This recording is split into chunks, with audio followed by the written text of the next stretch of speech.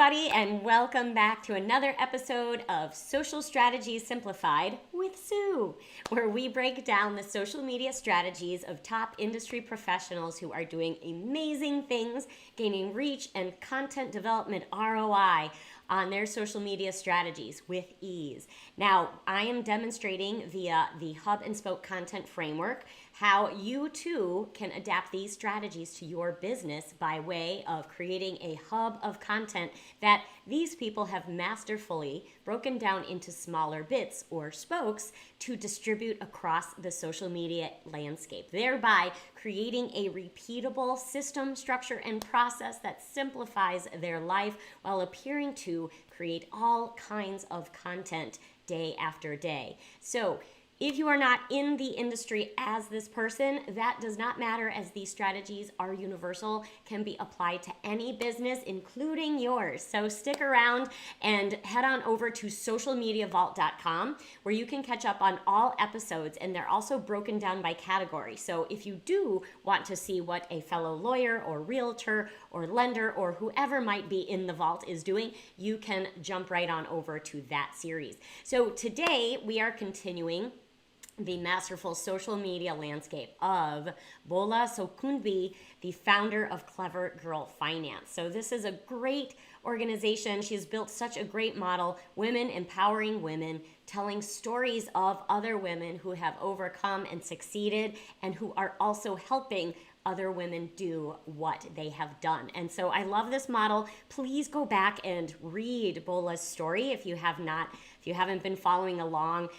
It's on her website. Read about her story and what moved her to create this business, and also then feature and partner with other women who have lived through similar extraordinary stories and successes after overcoming quite a bit. So the wonderful thing about Bola is, as I mentioned, that she's always featuring other people. So it's a great partnership that she has. But as a quick recap of what we've gone over, as I always like to highlight along the way, not just to bring you up to speed, but to start to demonstrate exactly what this hub and spoke model can do for you as we expose more and more and more of what she is doing day after day. So when we go to her website, we see that really she's featuring her podcast, and she has, this one is featured on SoundCloud, which is how she has brought in the podcast to embed that on her website, which is pretty cool. But as you can see, just as all of the other savvy podcasters that we've been demonstrating,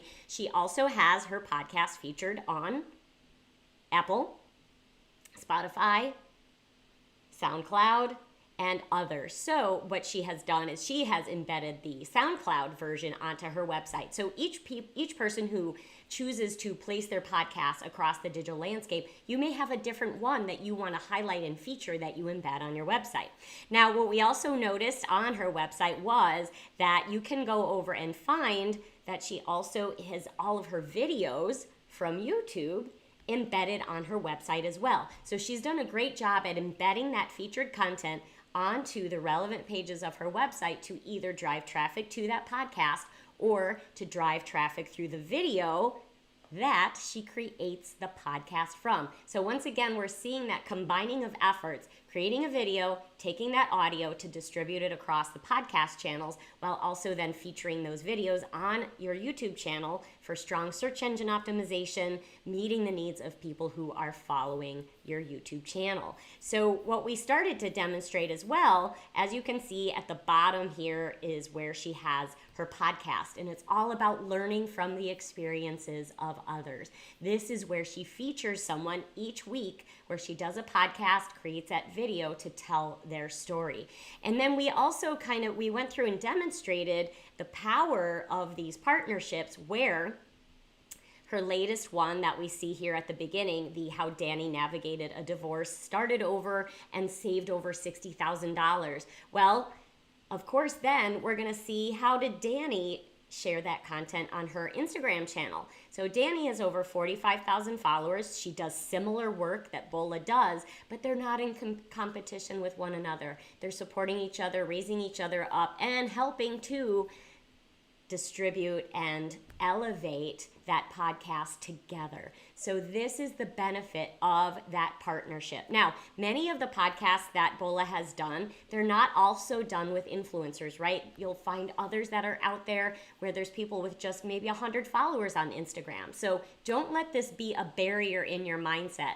By seeing these big numbers does not mean that you cannot do this too. She has people of all levels of influencership, experience in business that she's partnering with on these podcasts. So it's about the people and the powerful partnerships you create in order to distribute that content.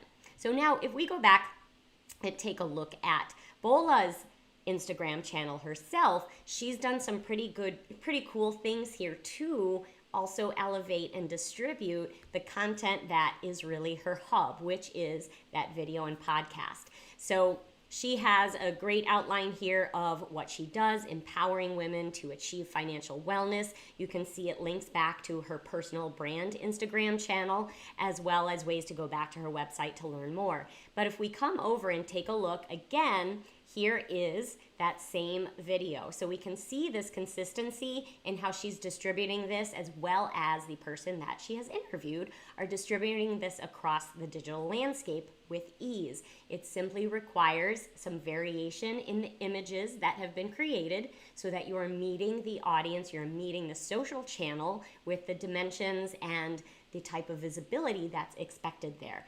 And again, as well, you can see here the mentions are coming through, the tags are coming through, and she's telling a little bit of a story. So the idea is not simply to take the links of the videos and the links of the podcast and share them somewhere else with the same images, right? It's important that we note that each channel is going to take this content on in a little bit of a different way. So you can use the tools like we have in Canva to resize and adapt images to the right social channel, and making sure that, sure, you can copy and paste that content, but then tweak it accordingly for the channel you're on. You want to make sure that the mentions are clear and linked to the right channel on the Instagram account. We want to make sure that things like how she has over here, link in bio. So we know to go up to the bio so that we can access the podcast in the link that she has there, since, as we know, we cannot link in Instagram directly. But she has also written it out right here, clevergirlfinance.com/podcast. This is a smart idea because even though links don't work actively in Instagram, sometimes it's easy to just remember and go over and type it. So she's really adapting to any sort of user experience that someone might take. They may click out of here, go back up to her bio and click it, or they may just go over to clevergirlfinance.com, find that podcast. So she's giving us all those options and then using the hashtags that she has planned for this content. So again, simplify the structure and the process, and it's easy to repeat, and just take those extra minutes of time to make sure you adapt to the channel for the best experience for those who are following you there. Now, something else that's cool that she's doing that not a lot of people are always doing. And in this particular scenario, she does have the benefit of having over 10,000 followers. But what she's done, as we can see on the main page here, she's created highlights for a bunch of different categories that she focuses on for her Instagram stories. So as we can see here, this one says watch. If we open up that watch highlight,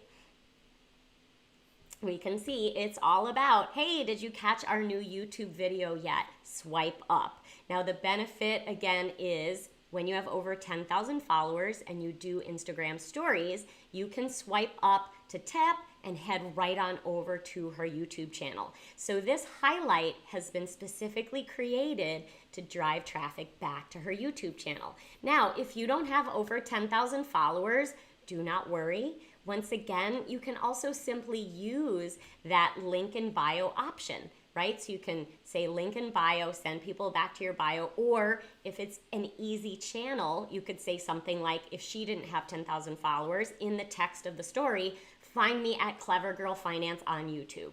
If I want to see the result of what she has posted, if I want to see and complete the video from the teaser that she's shared, I'm likely to go over to YouTube and just type that in and easily find her channel. So that's the benefit of YouTube being the second greatest search engine, is it makes it very easy for us to go over there and find exactly what we're looking for if in the text of the story you let people know exactly where to go. Okay, so she does the same thing over here for her podcast, right? So she's got listen, swipe up to listen. Again, that great benefit of having that 10K. But once again, you can simply say, head on over to Spotify, find me at Clever Girl Finance.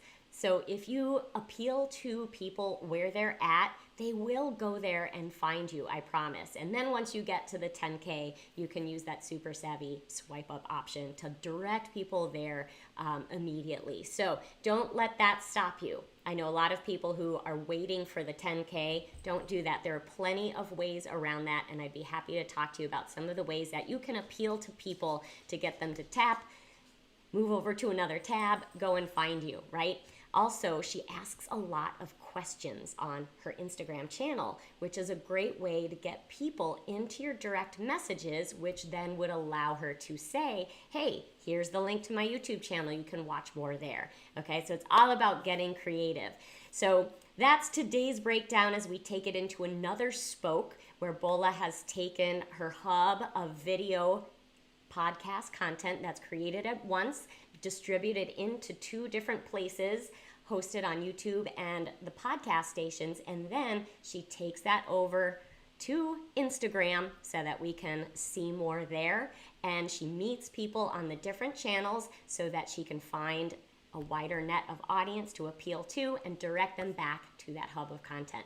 So I hope you might be getting some new ideas from what we've demonstrated with Clever Girl Finance today and the options that you have to create a single hub of content and then find ways to distribute that across the digital landscape, simplify your process, get that content that you are putting so much effort into creating, get it seen by reuse and repurpose.